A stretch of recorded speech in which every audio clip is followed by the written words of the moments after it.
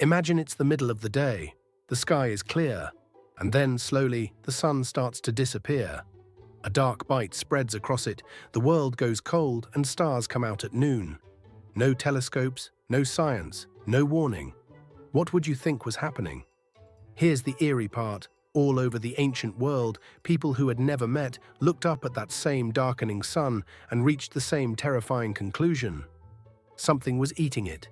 Today we're finding out what they thought was up there and why they weren't crazy to be afraid. Let's start in ancient China. There, the eclipse was a giant dragon coiling around the sun and swallowing it whole. And people did not just stand and watch. They fought back, banging drums, shouting and shooting arrows into the sky to scare the dragon into spitting the sun back out. And you know what? From their point of view, it worked. Every single time. They made their noise, and a few minutes later, the sun always returned.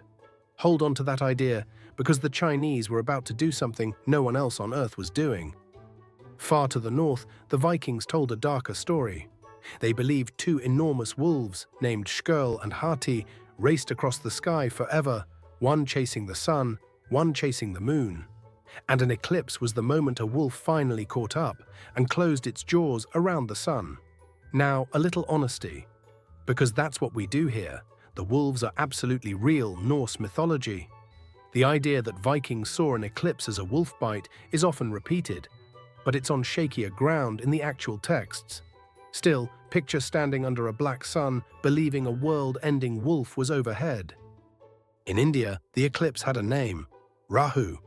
Rahu was a demon who stole a sip of the god's nectar of immortality and got caught.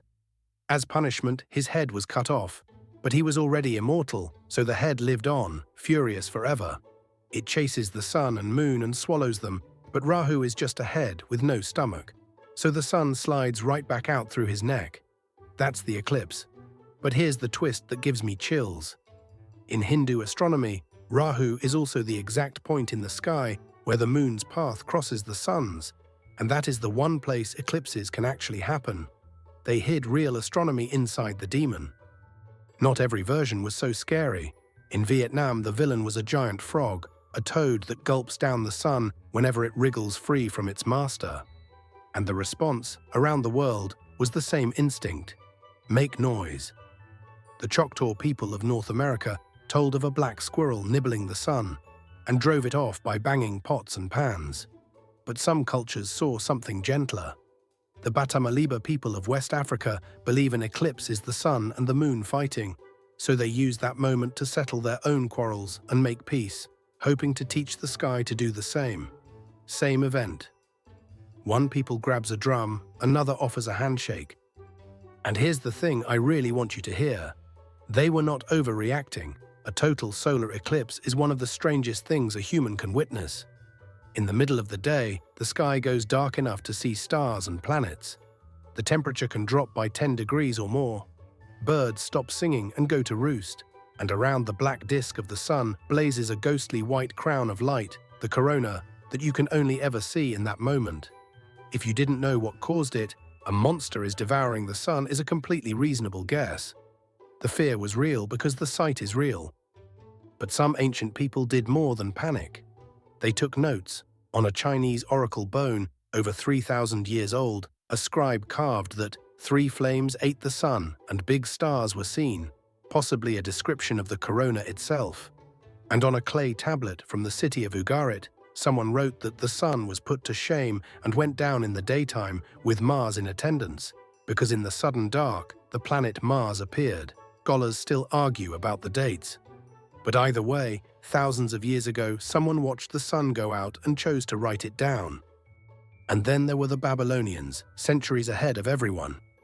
They tracked the skies so carefully that they could actually predict eclipses before they happened. But that knowledge came with a chilling belief.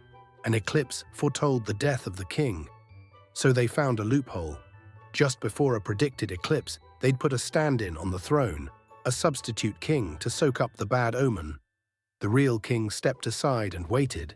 And once the danger passed, the substitute was quietly done away with, so the prophecy came true, just not for the real king. Prediction had arrived. Mercy hadn't. Now, the most famous eclipse story of the ancient world. The year is 585 BCE. Two armies, the Medes and the Lydians, are locked in battle when suddenly day turns to night. Both sides are so shaken that they drop their weapons and make peace right there on the field. It's a beautiful story. And the honest version is even better. An eclipse really did cross that region on that date. The legend says a philosopher named Thales predicted it in advance, but most historians doubt he could have. So the eclipse that stopped a war, probably real.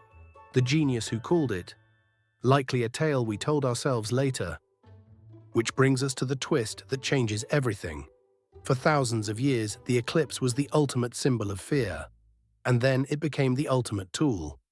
In 1715, the astronomer Edmund Halley used the new physics of Isaac Newton to predict a total eclipse over England, and published a map of exactly where its shadow would fall, off by only a few minutes. The monster had a schedule now, and in 1919, scientists used a total solar eclipse to photograph starlight bending around the darkened sun, proving Albert Einstein's theory of gravity and rewriting our understanding of the universe. The exact thing our ancestors banged drums to scare away turned out to be the one moment we could see how reality actually works. The sun-eating dragon became a telescope. So if you were standing there under a black sun, which explanation would you have believed? The dragon, the wolves, or the demon with no stomach? Tell me in the comments.